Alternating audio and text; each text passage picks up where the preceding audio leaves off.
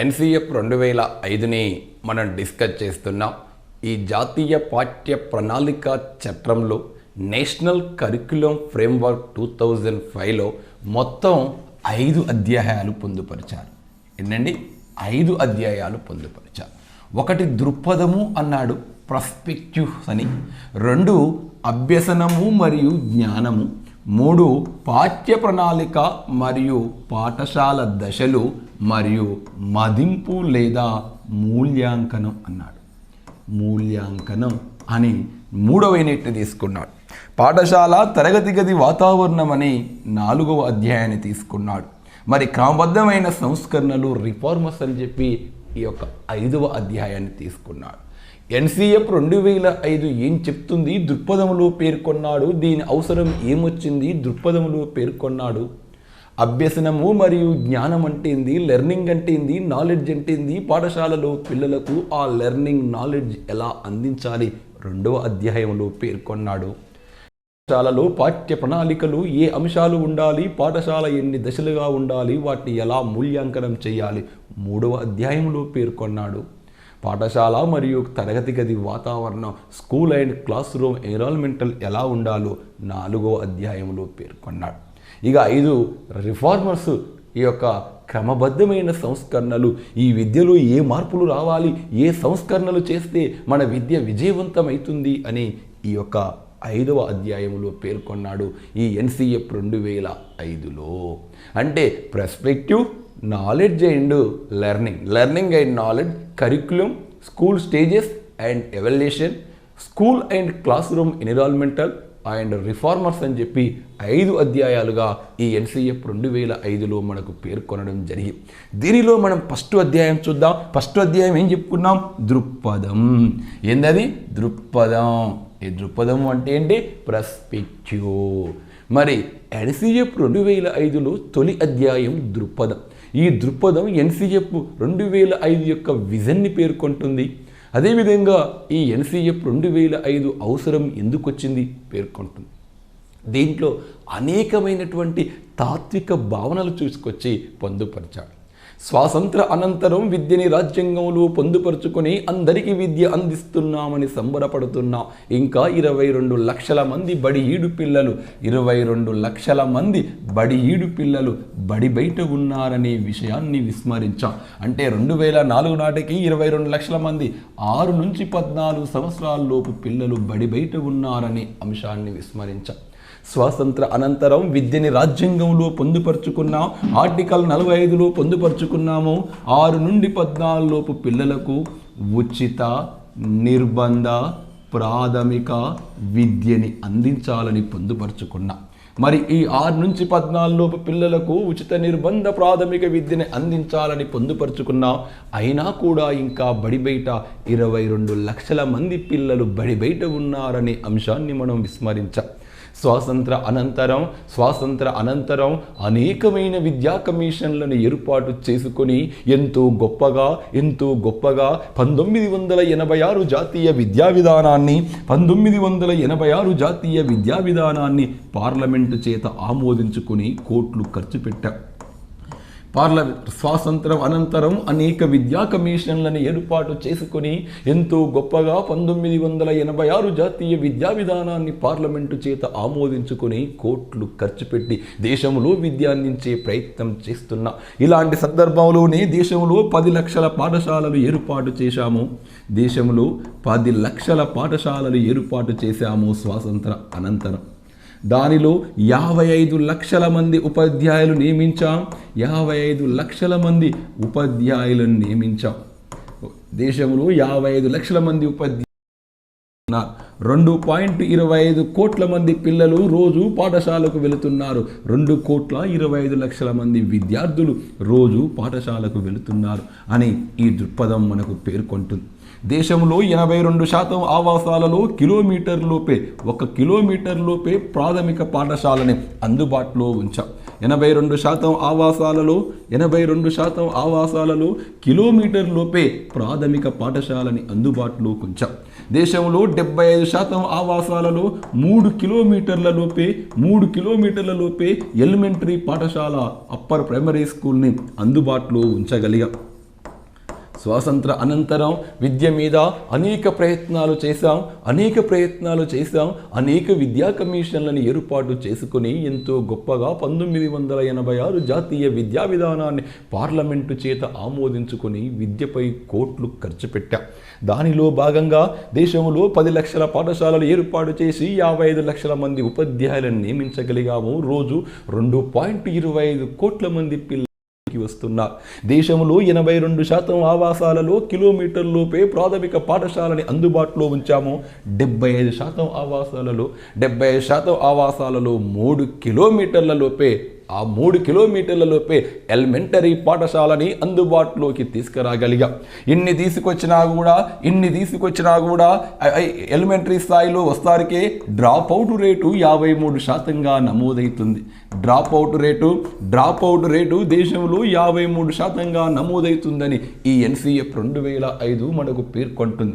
అంటే పిల్లల్లో బడి మానేసిన వాళ్ళు సెకండరీ స్టేజ్ వస్తారికే ఫస్ట్ క్లాసులో 100 మంది జాయిన్ అయితే సెకండరీ స్థాయికి వస్తారికే 47 మంది మిగులుతున్నారు. 53% మంది బడి మధ్యలో మానేస్తున్నారు. డ్రాప్ అవుట్ రేటు 53%గా నమోదవుతుందని ఈ ఎన్సీఎఫ్ 2005 పేర్కొంది. సెకండరీ స్థాయికి వస్తారికే పిల్లల్లో ఉత్తీర్ణత శాతం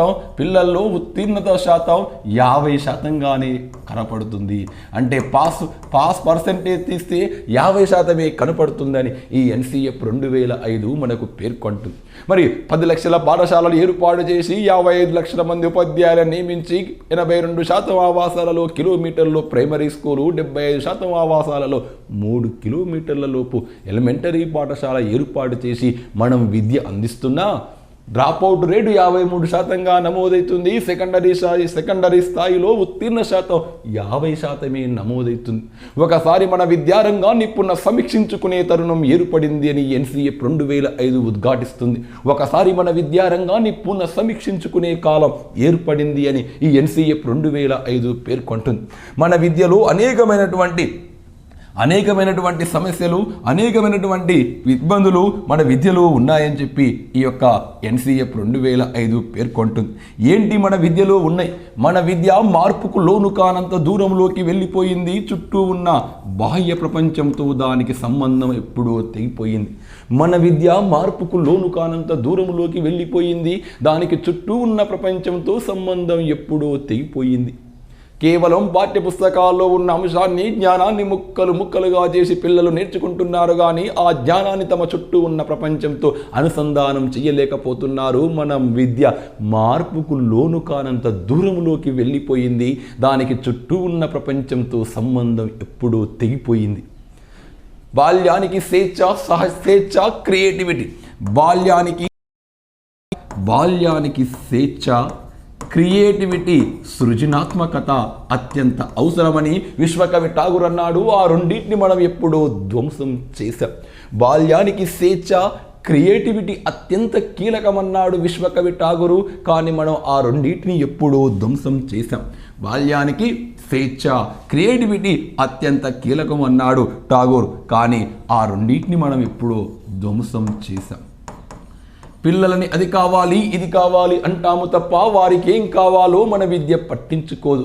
పిల్లలకు అది కావాలి, ఇది కావాలి అంటాము తప్ప వారికి ఏం కావాలో మన విద్య పట్టించుకోదు అని చెప్పి ఈ ఎన్సీఎఫ్ 2005 పేర్కొంటుంది.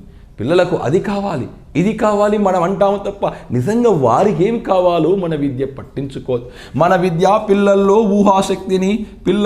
ఊహాశక్తిని, కల్పనా శక్తిని, ఆలోచన శక్తిని, క్రియేటివిటీని వెలికి తీయడానికి మన విద్య ఇష్టపడదు. పిల్లల్లో ఊహాశక్తి, కల్పనా శక్తి, ఆలోచన శక్తి, విమర్శనా శక్తి, క్రియేటివిటీ శక్తిని వెలికి తీయడానికి మన విద్య ఇష్టపడదు. పిల్లల్ని యంత్రంగానో కంప్యూటర్గానో భావించి జ్ఞానాన్ని ముక్కలుగా చేసి మనం అందిస్తున్నాము. పిల్లల్ని ఓ కంప్యూటర్గానో ఓ యంత్రంగానో భావించి జ్ఞానాన్ని ముక్కలుగా చేసి మాత్రమే మనం అందించగలుగుతున్నాం. అదేవిధంగా మన విద్య 2 రకాలుగా మారిపోయింది. ఒకటి పేద విద్య, 2 ధనిక విద్య అని ఎన్సీఎఫ్ పేర్కొంటుంది. మన విద్య 2 రకాలుగా మారిపోయింది. ఒకటి పేద విద్య, 2 ధనిక విద్య. పేద విద్య గ్రామీణ ప్రాంతంలో పిల్లలకు లభిస్తుంది. ధనిక విద్య పట్టణ పిల్లలకు లభిస్తుంది. మరి ధనిక విద్య పొందిన పిల్లవానితో పేద విద్య పొందిన విద్యార్థి ఎప్పుడు పోటీ పడాలో ఆలోచించే తరుణం ఆసన్నమైంది అని ఈ ఎన్సీఎఫ్ 2005 ఉద్ఘాటిస్తుంది. అదేవిధంగా ప్రముఖ విద్యావేత్త జేపీ నాయక్ పేర్కొన్నట్టు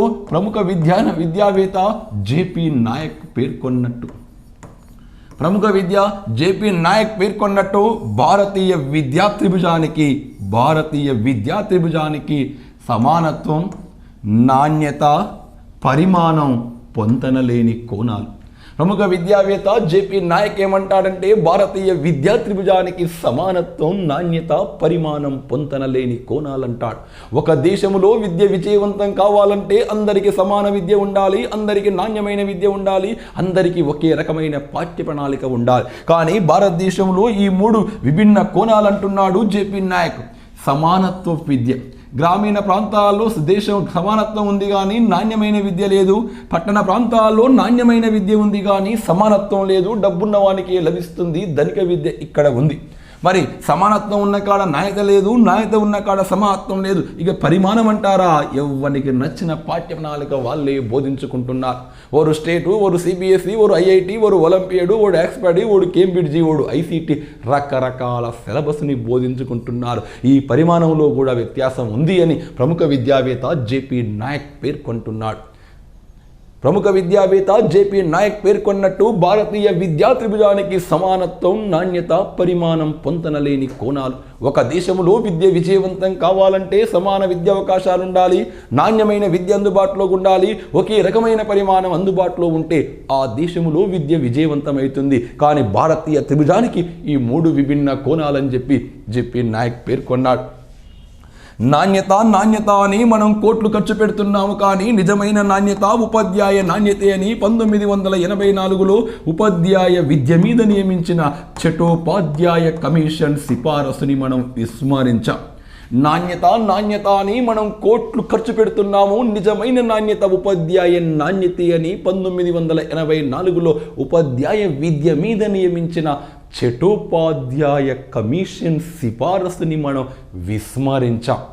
ప్రభుత్వం ఏమనుకుంటుందంటే పిల్లలకు నాణ్యమైన విద్య అందించాలనే ఉద్దేశంతో పాఠశాల సౌకర్యాలు, ల్యాబులు, గ్రంథాలయాలు, మధ్యాహ్న భోజనం, పుస్తకాలు, దుస్తులు ఇలా అన్ని అందించుకుంటూ పోతుంది. వీటినే నాణ్యతకు సూచికలుగా సూచిస్తుంది. కానీ నిజమైన నాణ్యత ఏ నాణ్యత? అవన్నీ భౌతిక వనరులు. నిజమైన నాణ్యత ఉపాధ్యాయ నాణ్యత అని 1984లో చటోపాధ్యాయ కమిషన్ పేర్కొన్న సిఫారసుని మీరు విస్మరించారంటుంది. ఏ విద్యలో విజయం కావాలన్నా, విద్యలో నాణ్యత రావాలన్నా, ఆ విద్య విజయవంతం కావాలన్నా ఉపాధ్యాయుల్లో నాణ్యత అవసరమని ఈ చటోపాధ్యాయ కమిషన్ పేర్కొంది. ఆ సిఫారసుని మీరు విస్మరించారని చెప్పి ఈ ఎన్సీఎఫ్ 2005 మనకు పేర్కొంటుంది.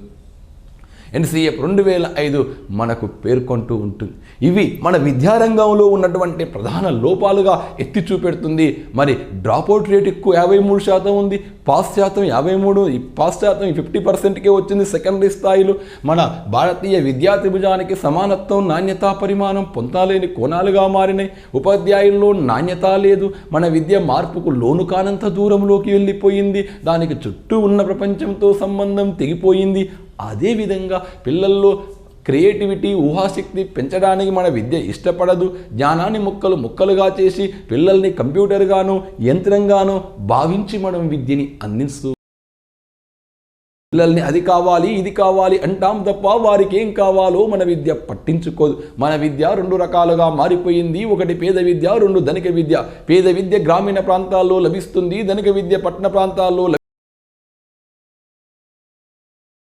ధనిక విద్య నేర్చుకున్న పిల్లవానితో గ్రామీణ ప్రాంతంలో పేద విద్య నేర్చుకున్న పిల్లవాడు ఎప్పుడు పోటీ పడాలో ఆలోచించే సమయం ఆసన్నమయ్యింది. మన విద్యారంగాన్ని పునఃసమీక్షించుకునే కాలం ఏర్పడింది అని ఈ ఎన్సీఎఫ్ 2005 మనకు పేర్కొంటూ ఉంటుంది. మరి ఏం చేయాలి? మన విద్యారంగంలో ఏం చేయాలి? విద్యారంగాన్ని పునఃసమీక్షించుకోవాలంటే ఏం చేయాలో దీంట్లో మనకు ఈ దృక్పథంలోనే పేర్కొంటున్నాడు. మన విద్యారంగాన్ని సమూలంగా పునఃసమీక్షించుకొని తక్షణమే ఈ కింది మార్పులు చేయాలని ఈ దృక్పథంలో ఎన్సీఎఫ్ 2005 పేర్కొంటుంది. ఏం చేయాలి? ఒకటి అంటే జాతీయ స్థాయిలో భారం లేని అభ్యసనం ఆధారంగా చూడండి, జాతీయ స్థాయిలో భారం లేని అభ్యసనం ఆధారంగా భారము లేని అభ్యసనం. ఈ భారము లేని అభ్యసనం ఆధారంగా కామన్ సిలబస్ తయారు చేయాలి. కామన్ సిలబస్ తయారు చేయాలి అంటే భారం లేని అభ్యసనం ఆధారంగా దేశంలో కామన్ సిలబస్ తయారు చేయాలి. 2 1993లో పేర్కొన్న లెర్నింగ్ వితౌట్ బర్డెన్ ప్రోగ్రాం ఆధారంగా పాఠ్య ప్రణాళిక రూపకల్పన చేయాలి. పాఠ్య ప్రణాళిక రూపకల్పనలో రాజ్యాంగంలో పొందుపరిచిన విలువలైన స్వేచ్ఛ, సమానత్వం, ప్రజాస్వామ్యం, లౌకికతత్వం, స్త్రీ పురుష సమానత్వం ఆధారంగా మన పాఠ్య ప్రణాళిక రూపకల్పన చేయగలగాలి. రాజ్యాంగంలో కొన్ని విలువలు ఉన్నాయండి. స్వేచ్ఛ, సమానత్వం, ప్రజాస్వామ్యం, లౌకికతత్వం, స్త్రీ పురుష సమానత్వం ఆధారంగా మన పాఠ్య ప్రణాళిక నిర్మాణం చేయాలి. సామాజిక ఆర్థిక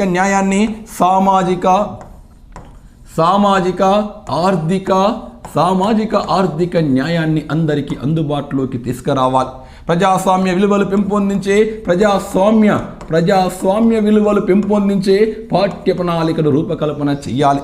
అదేవిధంగా ఏం చెప్తుండు అంటే 1 నుంచి 8వ తరగతిని ఎలిమెంటరీ ఎడ్యుకేషన్గా మార్చాలి. 1 నుంచి 8వ తరగతిని ఎలిమెంటరీ విద్యగా మార్చాలి. ఎలిమెంటరీ విద్య కోసం విద్యా హక్కు చట్టాన్ని రూపొందించాలి. ప్రతి ఆవాసంలో పాఠశాలల్ని ఏర్పాటు చేయగలగాలి. ప్రతి బిడ్డకు నాణ్యమైన విద్య పొందే హక్కు ఉంది అనే నమ్మకం మనం కలిగించగలగాలి. ప్రతి బిడ్డకు నాణ్యమైన విద్య పొందే హక్కు ఉంది, ఆ నాణ్యమైన విద్య లభిస్తుంది అనే నమ్మకం మనం కలిగించగలగాలి. ఆవాసంలో మనం పాఠశాలల్ని ఏర్పాటు చేయగలగాలి. ఉపాధ్యాయుల్లో నాణ్యత పెంచడం కోసం ఉపాధ్యాయ ఎంపికలోనే ప్రమాణాలు పాటించాలి. ఎంపికలోనే అర్హత పరీక్ష నిర్వహించాలి. ఉపాధ్యాయ ఎంపికలోనే ప్రమాణాలు పాటించాలి. ఉపాధ్యాయులలో నాణ్యత కోసం వారి ఎంపికలోనే ప్రమాణాలు పాటించాలి. అదే టీచర్ ఎలిజిబిలిటీ టెట్ అనేది మనం పేర్కొంటాం. ఆ టెట్ను సూచించింది ఈ NCF 2005గా మనం గుర్తుంచుకోవాలి. ఎందుకు? చటోపాధ్యాయ కమిషన్ చెప్పింది విద్యలో నాణ్యత అంటే ఉపాధ్యాయ నాణ్యత. మరి ఉపాధ్యాయ నాణ్యత రావాలంటే టీచర్ ఎంపికలోనే ప్రమాణాలు పాటించాలని ఈ NCF 2005 మనకు పేర్కొంటుంది. ఈ మార్పులు తక్షణమే మనము చేయాలి అని ఈ NCF 2005 పేర్కొంటుంది. భారం లేని అభ్యసనం ఆధారంగా కామన్ సిలబస్ రూపొందించాలి. 1993 లెర్నింగ్ వితౌట్ బర్డెన్ ప్రోగ్రాంలో పేర్కొన్న అంశాల ఆధారంగా పాఠ్య ప్రణాళిక నిర్మాణం జరగాలి. రాజ్యాంగంలో పేర్కొన్న స్వేచ్ఛ, సమానత్వం, ప్రజాస్వామ్యం, స్త్రీ పురుష సమానత్వం ఆధారంగా మన పాఠ్య ప్రణాళిక నిర్మించగలగాలి. సామాజిక ఆర్థిక న్యాయాన్ని అందరికీ అందుబాటులోకి తీసుకురాగలిగి ప్రజాస్వామ్య విలువలు పెంపొందించే విధంగా మన పాఠ్య ప్రణాళిక ఉండాలి. ప్రతి బిడ్డకు నాణ్యమైన విద్య పొందే హక్కు ఉంది, ఆ విద్య లభిస్తుందనే ఆ నమ్మకాన్ని మనం పెంపొందించగలగాలి. 1 నుంచి 8th క్లాస్ని ఎలిమెంటరీ విద్యగా మార్చాలి. ఎలిమెంటరీ విద్యకు విద్యా హక్కు చట్టాన్ని రూపొందించగలగాలి. ప్రతి ఆవాసంలో పాఠశాలల్ని ఏర్పాటు చేయగలగాలి.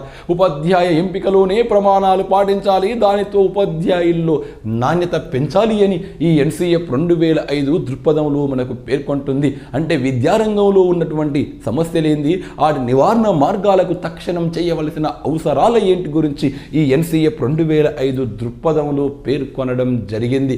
ఇది NCF 2005లో దృక్పథంలో ఉన్నటువంటి ముఖ్యమైనటువంటి అంశాలుగా మనం చూస్తాం.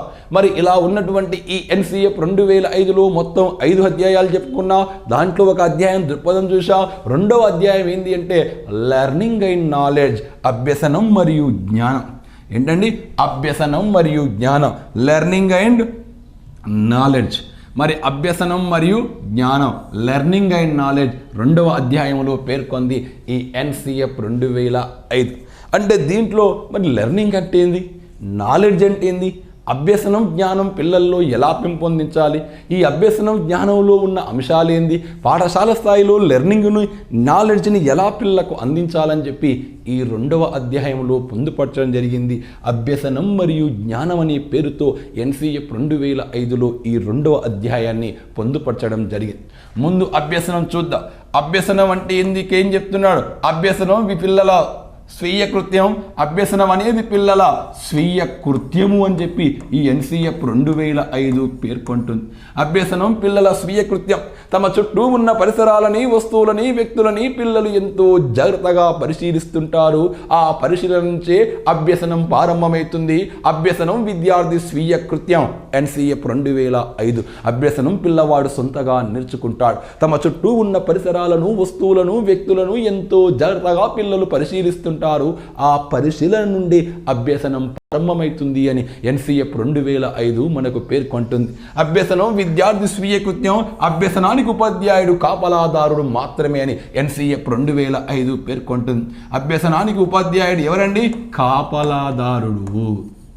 ఈ ప్రశ్న ఎగ్జామ్లో ఒకసారి అడిగిండండి. NCF 2005లో ఒక మాట కూడా చెప్తాడు ప్రొఫెసర్ యశ్పాల్ గారు. జ్ఞానానికి నిధి, జ్ఞానానికి కేంద్రం, సమస్త విజ్ఞానానికి మూలం ఉపాధ్యాయులని భారతీయ సమాజం భావిస్తుంది. జ్ఞానానికి నిధి, జ్ఞానానికి కేంద్రం, సమస్త జ్ఞానానికి మూలం ఉపాధ్యాయులని భారతీయ సమాజం భావిస్తుంది. కానీ ఆధునిక అభ్యసనానికి ఉపాధ్యాయులు కాపలాదారులు మాత్రమే. ఆధునిక అభ్యసనానికి ఉపాధ్యాయులు కాపలాదారులు మాత్రమే అని ఈ NCF 2005 పేర్కొంటుంది. అంటే భారతీయ సమాజం ఎలా ఉందాట అంటే జ్ఞానానికి నిధి, జ్ఞానానికి కేంద్రం, సమస్త విజ్ఞానానికి మూలం ఉపాధ్యాయుడిని భారతీయ సమాజం భావిస్తుంది. వాస్తవం. కానీ ఆధునిక అభ్యసనానికి ఉపాధ్యాయులు కాపలాదారులు మాత్రమే. ఇక్కడ ప్రశ్న అడిగాడు. NCF 2005 అనుసరించి ఆధునిక అభ్యసనానికి ఉపాధ్యాయులు డ్యాష్. NCF 2005 అనుసరించి ఆధునిక అభ్యసనానికి ఉపాధ్యాయులు డ్యాష్. బోధకులు, నిర్దేశకులు, మార్గదర్శకులు, కాపలాదారులు. అందరూ మార్గదర్శకులు, బోధకులు పెట్టారు. కానీ ఇక్కడ కాపలాదారులు. అభ్యసనం విద్యార్థి స్వీయ కృత్యం. అభ్యసనం విద్యార్థి స్వీయ కృత్యం. తమ చుట్టూ ఉన్న పరిసరాలని, వస్తువులని పిల్లలు ఎంతో జాగ్రత్తగా పరిశీలిస్తుంటారు. ఆ పరిశీలన నుండి అభ్యసనం ఎప్పుడు కూడా చర్య, ప్రతిచర్య రూపంలోనే, చర్య ప్రతిచర్య రూపంలోనే జరుగుతుందని ఈ NCF 2005 పేర్కొంటుంది. మరి పిల్లలు ఎందుకు అభ్యసించరు? పిల్లలు ఎందుకు నేర్చుకోవడంలో వెనుకబడుతున్నారు? ఎందుకు పిల్లలు లెర్నింగ్ చేయడం లేదు అంటే ఈ NCF 2005 కొన్ని కారణాలు కూడా చూపెట్టింది.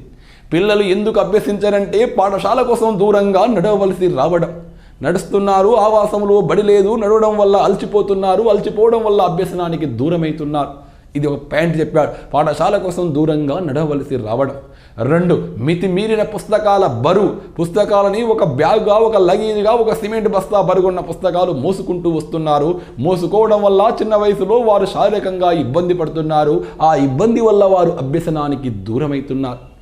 3, నిజ జీవితంలో ఉపయోగపడే ప్రణాళిక అంటుండు. మీరు చెప్పే అంశాలు ఏది కూడా పిల్లలకు నిజ జీవితంలో ఉపయోగపడతలేవు. వారికి నిజ జీవితంలో ఉపయోగపడితేనే అభ్యసనం జరుగుతుంది.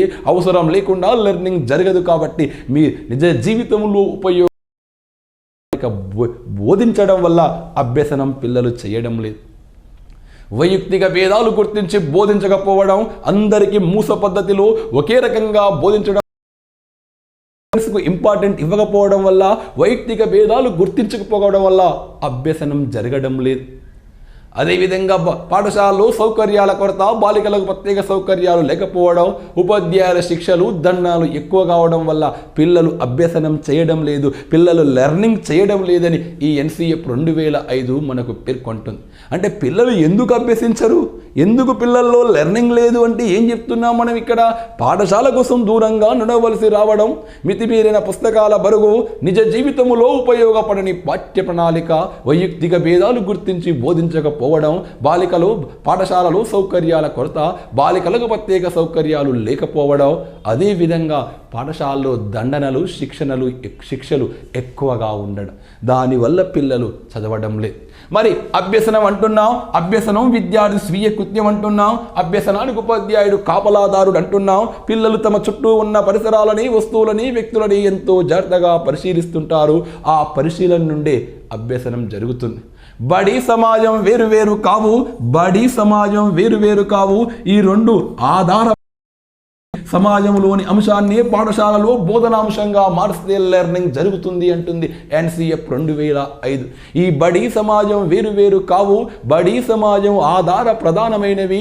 ఆ సమాజంలో ఉన్నటువంటి అంశాన్ని పాఠశాలలో బోధనా అంశంగా మార్చినప్పుడు లెర్నింగ్ విజయవంతమవుతుంది. అందుకే బడికి సమాజానికి మధ్య ఉన్న సరిహద్దు తెంపేయాలంటుంది ఎన్సిఎఫ్ 2005.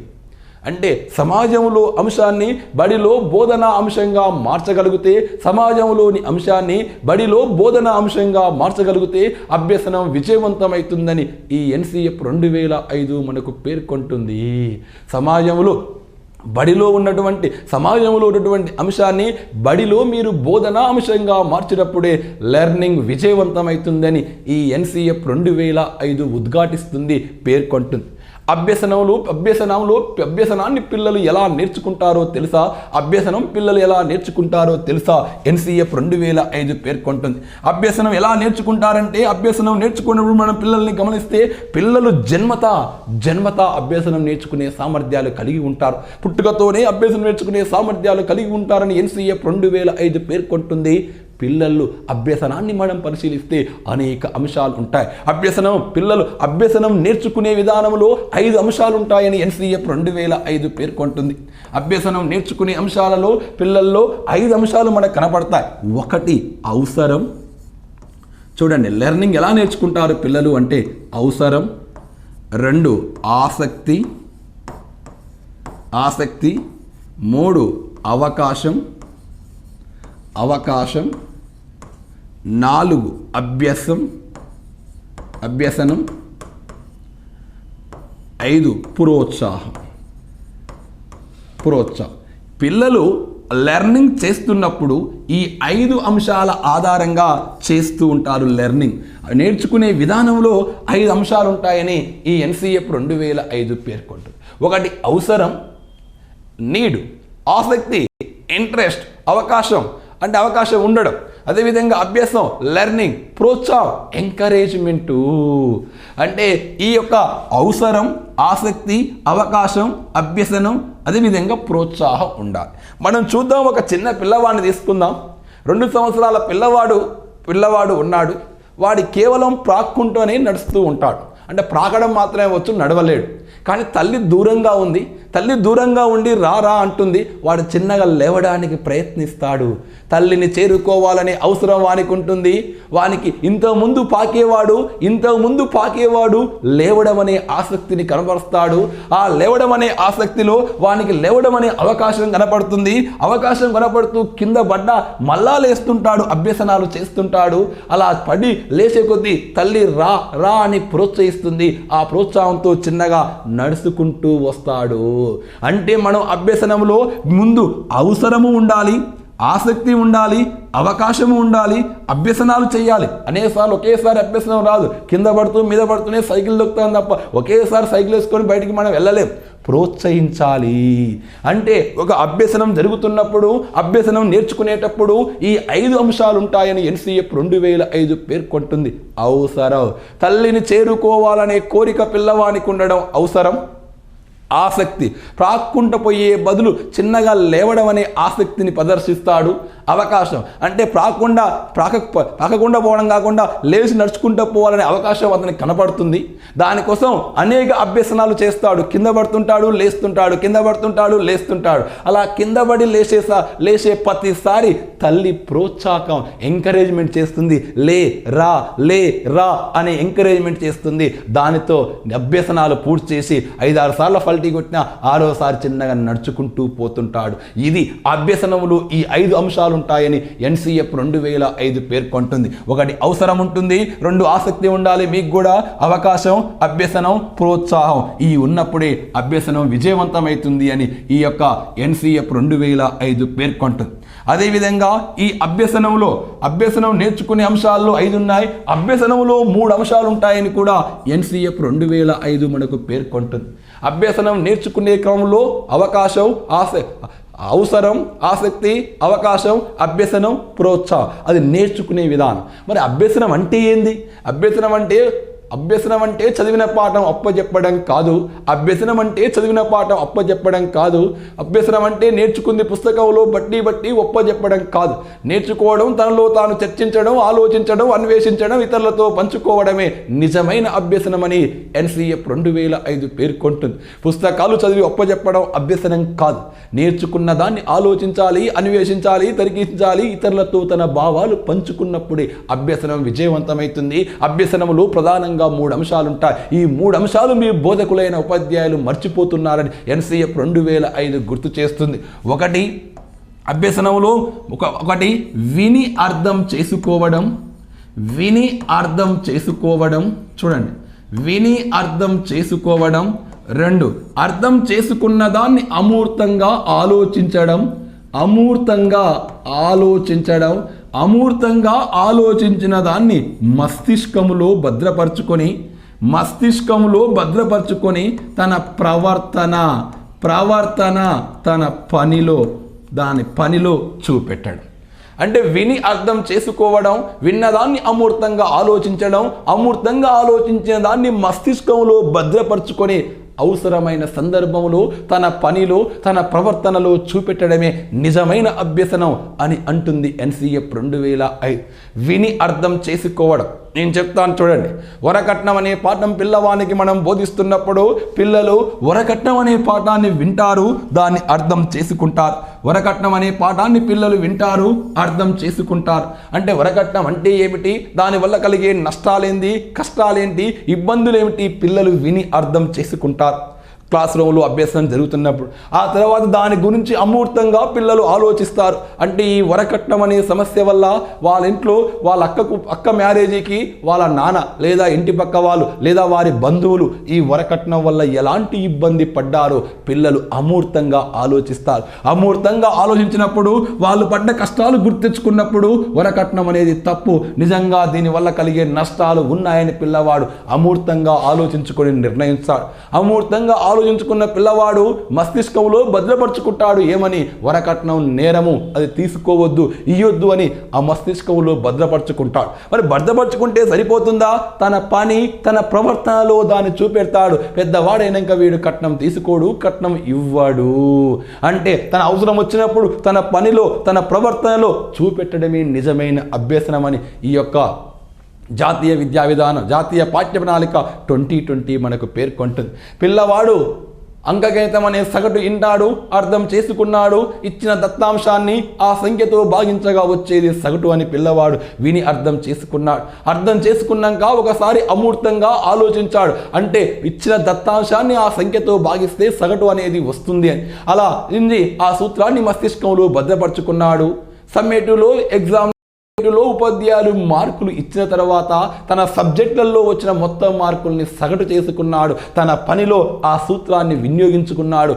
ఇదే నిజమైన అభ్యసనం అని NCF 2005 పేర్కొంటుంది. అంటే విని అర్థం చేసుకోవాలి, అర్థం చేసుకున్న దాన్ని అమూర్తంగా ఆలోచించాలి, అమూర్తంగా ఆలోచించిన దాన్ని మస్తిష్కంలో భద్రపరుచుకొని తన పని, తన ప్రవర్తనలో చూపెట్టాలి. అదే నిజమైన అభ్యసనం. కానీ మీరేం చేస్తున్నారు? కేవలం పిల్లకు విని అర్థం చెప్తున్నారు, అభ్యసనం అయిపోతుంది అంటున్నారు. కానీ విని అర్థం చేసుకోవడం సమాచారం మాత్రమే, జ్ఞానం కాదు, లెర్నింగ్ కాదు. విన్నదాన్ని అమూర్తంగా ఆలోచించడం, ఇతరులతో పంచుకోవడం, తరికించడం, విశ్లేషించడం, వ్యాఖ్యానించడమే నిజమైన అభ్యసనం. తన పని, తన ప్రవర్తనలో చూపెట్టడమే నిజమైన అభ్యసనం అని ఈ NCF 2005 మనకు పేర్కొంటుంది. ఇవి అభ్యసనంలో ఉన్నటువంటి అంశాలుగా చూపెడుతుంది.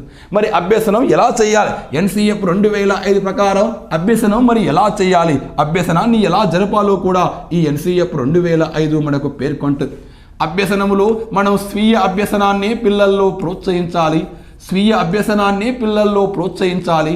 కానీ అభ్యసనం నిర్మాణాత్మక అభ్యసనం చేయాలి. పిల్లల్లో నిర్మాణాత్మక అభ్యసనం పిల్లల్లో చేయాలి అని NCF 2005 మనకు పేర్కొంటుంది. మనం ప్రోత్సహించేది పిల్లల్లో స్వీయ అభ్యసనం, కానీ జరిపేది నిర్మాణాత్మక అభ్యసనం. నిర్మాణం అనగా కట్టడం. ఒక ఇటుక మీద మరో ఇటుక పెడితేనే ఈ వాల్ ఎలా నిర్మించబడుతుందో పిల్లలకు కూడా అభ్యసనం అనేది ఒకదాని తర్వాత ఒకటి నిర్మించాలి. పదాలు, వర్ణమాల, పదము, వాక్యం, వాక్యం, పారాగ్రాఫు, వ్యాసం, విస్తృత అధ్యయనం. సంఖ్యామానం కూడిక తీసివేత గుణకారం భాగారం వర్గమూలం శాత. ఇలా ఒక సీక్వెన్సీ ఆర్డర్లో అభ్యసనాన్ని మనం పిల్లల్లో నిర్మించాలి. నిర్మాణాత్మక అభ్యసనము అంటే ఏ తరగతి సామర్థ్యాలు, ఏ వయసు సామర్థ్యాలు ఆ వయసులో పిల్లలకు అందించడమే. ఏ తరగతి సామర్థ్యాలు ఆ వయసులో పిల్లలకు అందించడమే నిర్మాణాత్మక అభ్యసనంగా పేర్కొంటాం. అంటే పిల్లవాళ్ళని మనం స్వీయ అభ్యసనం ప్రోత్సహించాలి, కానీ నిర్మించేటప్పుడు నిర్మాణాత్మక అభ్యసనమే ప్రోత్సహించాలి. చూడండి, వర్ణమాల ఆధారంగా చేసుకొని పదాలు ఆధారంగా చేసుకొని వాక్యం ఆధారంగా చేసుకొని పారాగ్రాఫ్ ఆధారంగా చేసుకొని వ్యాసం. ఇలా చేస్తేనే అభ్యసనం విజయవంతం అవుతుంది అని ఎన్సిఎఫ్ 2005 మనకు పేర్కొంటూ ఉంటుంది. నిర్మాణాత్మక అభ్యసనాన్ని మనం పిల్లల్లో ప్రోత్సహించాలి. అదేవిధంగా ఈ ఎన్సిఎఫ్ 2005 మరేం చెప్తుంది అంటే చూడండి, అభ్యసనములో వైయక్తిక భేదాలను గుర్తించాలి. వైయక్తిక భేదాలు గుర్తించే అభ్యసనం చేయగలగాలి. ఇండివిజువల్ అభ్యసనములో పిల్లలకు స్వేచ్ఛనివ్వాలి. అభ్యసనంలో పిల్లలకు స్వేచ్ఛ ఇస్తేనే లెర్నింగ్ జరుగుతుంది. అభ్యసనం అంటే పుస్తకంలో ఉన్నది అప్పచెప్పడం కాదు కదా. లెర్నింగ్లో పిల్లలకు స్వేచ్ఛ ఇచ్చినప్పుడు ఆలోచిస్తారు, అన్వేషిస్తారు, ప్రతిస్పందిస్తారు, విశ్లేషిస్తారు, అభ్యసనం నేర్చుకుంటారు. అందుకే అభ్యసనములో పిల్లలకు స్వేచ్ఛనివ్వాలని ఈ ఎన్సిఎఫ్ 2005 మనకు పేర్కొంటుంది. అదేవిధంగా పాఠశాలలో విషయాల మధ్య అంతర్ సంబంధాన్ని మీరు ఏర్పాటు చేయాలి. విషయాల మధ్య సంబంధం అంటే అన్ని సబ్జెక్టులని కలుపుకుంటూ ఒక విషయంలో నేర్చుకున్నటువంటి ఒక సబ్జెక్టులో నేర్చుకున్న ఓ కాంటెంట్, ఒక సబ్జెక్టు, ఒక టాపిక్ మరో అంశంలో కూడా, మరో సబ్జెక్టులో కూడా అది అవసరం వస్తుంది అన్న విషయాల మధ్య అంతర్ సంబంధాన్ని ఏర్పాటు చేయగలగాలి. అలా చేస్తే లెర్నింగ్ విజయవంతం అవుతుంది. అదేవిధంగా ఒక విషయానికి మీరు బహుళ గ్రంథాలు చూపెట్టగలగాలి. బహుళ గ్రంథాలని అందుబాటులో ఉంచాలి. పిల్లల యొక్క విస్తృత అభ్యసనం కోసం బహుళ గ్రంథాలు అందుబాటులో ఉంచాలని ఈ ఎన్సిఎఫ్ 2005 పేర్కొంటుంది. అదేవిధంగా బడి సమాజం వేరు కావు, వీటి మధ్యలో ఉన్న సరిహద్దులు తెంపేయాలి. బడి సమాజం మధ్య ఉన్న సరిహద్దులు తెంపేయాలి. బడి సమాజం వేరు కావు. ఈ రెండు ఆధార ప్రధానమైనవి. ఈ రెండు కూడా వేరు కావు. ఈ రెండు ఆధార ప్రధానమైనటువంటి అంశాలు. కాబట్టి బడి సమాజంలోని బోధనాంశాన్ని పాఠశాలలో సమాజంలోని అంశాన్ని పాఠశాలలో బోధనాంశంగా మీరు మార్చగలగాలి. పిల్లల్లో ఆలోచన ఊహాశక్తిని పెంచే అభ్యసనమే చేయించాలి. బట్టి భయానికి చోటు లేకుండా అభ్యసనం చూడగలగాలి. తెలిసిన దాని నుండి తెలియని దాని వైపు, మూర్త నుండి అమూర్త వైపు, మొత్తం నుండి భాగాల వైపు మాత్రమే అభ్యసనం జరిగేటట్టు చూస్తే పిల్లల్లో అభ్యసనం చేయొచ్చు అని ఈ ఎన్సిఎఫ్ 2005 మనకు పేర్కొంటుంది. అలాంటి అభ్యసనం చేయాలని ఎన్సిఎఫ్ 2005 ఉద్ఘాటిస్తుంది. మరి దీంట్లో ఇంకేం చెప్పాడు అంటే ఈ యొక్క అధ్యాయంలో జ్ఞానం గురించి కూడా పేర్కొంది ఎన్సిఎఫ్ 2005. అసలు నాలెడ్జ్ అంటే ఏంది, జ్ఞానం అంటే ఏంది, జ్ఞాన నిర్మాణం అంటే ఏంది, జ్ఞానాన్ని ఎలా నిర్మించాలి, జ్ఞానం అంటే ఏంటి. చాలామంది జ్ఞానం అనగానే అనుకుంటారు పుస్తకాల్లో ఉన్న విషయాన్ని పిల్లలు చదువుకొని చెప్పడం అనుకుంటారు. అది జ్ఞానం కాదు. పుస్తకాలలో ఉన్నది కేవలం సమాచారం మాత్రమే. పుస్తకాలలో ఉన్నది కేవలం సమాచారం మాత్రమే అంటుంది ఎన్సిఎఫ్. పుస్తకాల్లో కానీ తరగతి గదిలో పుస్తకాల్లో ఉన్న విషయాలు ఉపాధ్యాయుడు చెప్పడం సమాచారం మాత్రమే. ఆ సమాచారాన్ని గ్రహించిన పిల్లలు పూర్వ జ్ఞానాన్ని వినియోగించి నూతన జ్ఞానాన్ని పొందడమే నిజమైన అభ్యసనం అంటుంది ఎన్సిఎఫ్ 2005. పుస్తకాల్లో ఉన్నది కేవలం సమాచారం మాత్రమే. ఆ సమాచారాన్ని స్వీకరించిన విద్యార్థి, అభ్యాసకుడు పూర్వ జ్ఞానాన్ని వినియోగించి ఓ నూతన జ్ఞానాన్ని నిర్మించుకోవడం, అవసరం దాన్ని తొలగించి అవసరం ఉన్నదాన్నే గుర్తుంచుకొని ఒక నూతన జ్ఞానాన్ని నిర్మించుకోవడం అనేది అభ్యసనం. జ్ఞానం ఎప్పుడు కూడా పదచర్య రూపంలోనే జరుగుతుంది. జ్ఞాన నిర్మాణంలో పూర్వ జ్ఞానం తోడ్పడుతుంది అని ఎన్సిఎఫ్ 2005 పేర్కొంటుంది. అంటే సమాచారం జ్ఞానానికి ఉన్న వ్యత్యాసం మనం గమనించాలి. వస్తువు నుంచి కానీ, వ్యక్తి నుంచి కానీ, పుస్తకాల నుంచి కానీ పిల్లలు పొందేది సమాచారం మాత్రమే. ఆ సమాచారాన్ని పిల్లలు గ్రహించి తరికించి ఆలోచించి అవసరం లేని దాన్ని తొలగించి పూర్వ జ్ఞానాన్ని వినియోగించి నూతన జ్ఞానాన్ని నిర్మించుకోవడమే అభ్యసనం. నూతన జ్ఞానాన్ని నిర్మించుకోవడమే అభ్యసనం అని NCF 2005 పేర్కొంటుంది. జ్ఞానం అంటే పుస్తకాల్లో ఉన్నది అప్పచెప్పడం కాదు. జ్ఞానం అనేది పిల్లలు తనకు తాను తరికించుకొని ఆలోచించుకొని అవసరం లేని దాన్ని తొలగించుకొని పూర్వ జ్ఞానాన్ని వినియోగించుకొని ఓ నూతన జ్ఞానాన్ని పిల్లలు నిర్మించుకుంటారు. ఈ పుస్తకాల్లో కానీ ఉపాధ్యాయుల నుండి కానీ వస్తువుల నుండి కానీ పిల్లలు పొందేది సమాచారమే. మీరు సమాచారాన్ని జ్ఞానమని భ్రమపడుతున్నారు. పిల్లల్లో మనం చేయవలసిన అతి ముఖ్యమైనటువంటి అంశం అంటాడు బోధకుల ముఖ్య విధి జ్ఞాన నిర్మాణం చేయడము అంటుంది NCF 2005. జ్ఞాన నిర్మాణం చేయాలి. ఎగ్జామ్లో ప్రశ్న అడిగాడు. NCF 2005 అనుసరించి బోధకుని ప్రధానమైనటువంటి విధి అన్నాడు పిల్లలకు జ్ఞాన నిర్మాణం చేయడం. పిల్లలకు జ్ఞాన నిర్మాణం చేయడం. తమ చుట్టూ ఉన్న పరిసరాలని వస్తువులని వ్యక్తులని పిల్లలు ఎంతో జాగ్రత్తగా పరిశీలిస్తుంటారు. ఆ పరిశీలన నుంచి అనేక సమాచారాన్ని గ్రహించుకుంటారు. గ్రహించుకున్న సమాచారాన్ని విశ్లేషించుకుంటారు.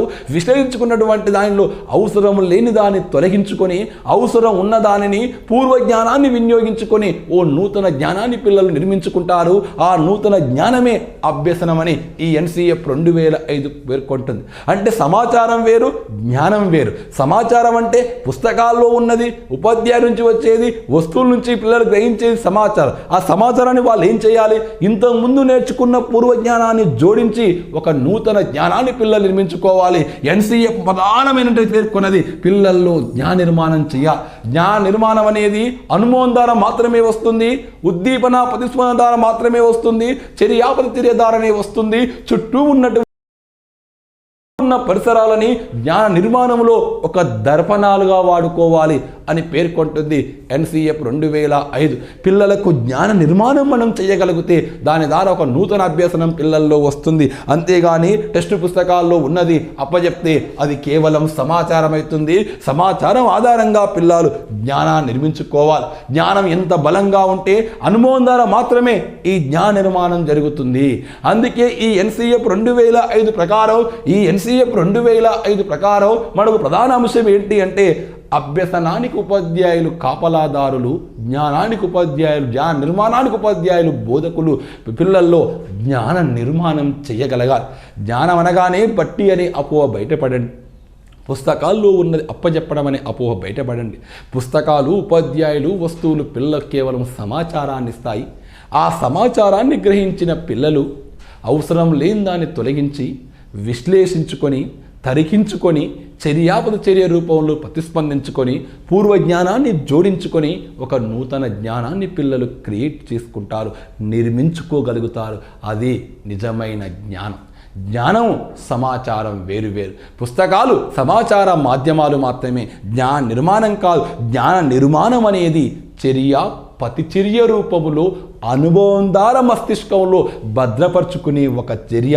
ఈ వయసుకు తగ్గట్టుగా పిల్లల్లో మీరు వయసుకు తగ్గట్టుగా జ్ఞాన నిర్మాణం చేయాలి. వయసుకు తగ్గట్టుగా పిల్లల్లో జ్ఞాన నిర్మాణం చేయాలి అని చెప్పి NCF 2005 మనకు పేర్కొంటుంది. వయసుకు తగ్గట్టుగా జ్ఞాన నిర్మాణం చేయాలి అని చెప్పి ఈ NCF 2005 పేర్కొంటుంది. జ్ఞానం ఎంత బాగుంటే, జ్ఞానాన్ని ఎంత బాగా నిర్మించగలిగితే అభ్యసనం అంత గొప్పగా ఉంటుంది. జ్ఞానం అనంతమైంది. జ్ఞానం ఎప్పుడు కూడా ప్రతిచర్య రూపములోనే జరుగుతుంది. ప్రతిచర్య రూపంలోనే జరుగుతుంది.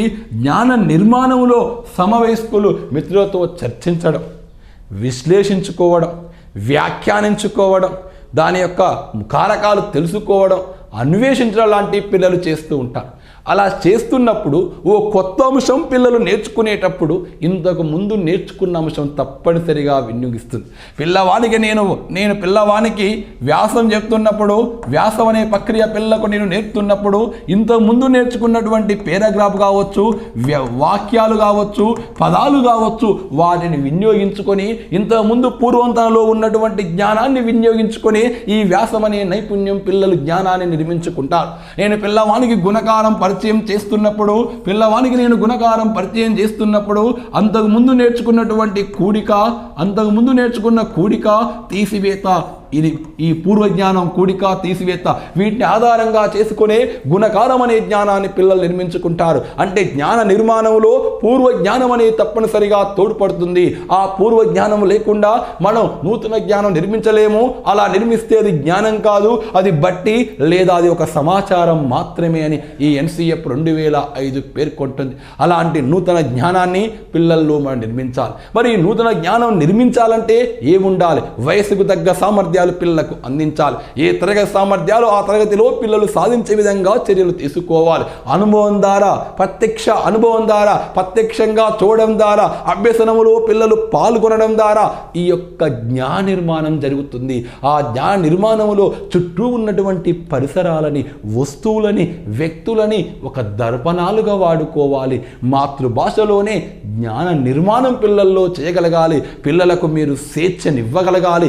స్వేచ్ఛ ఇస్తే ఆ జ్ఞాన నిర్మాణం అనేది జరుగుతూ ఉంటుంది. ఇది దృక్పథం మరియు అభ్యసనం మరియు జ్ఞానంలో పేర్కొన్నటువంటి అంశాలు NCF 2005లో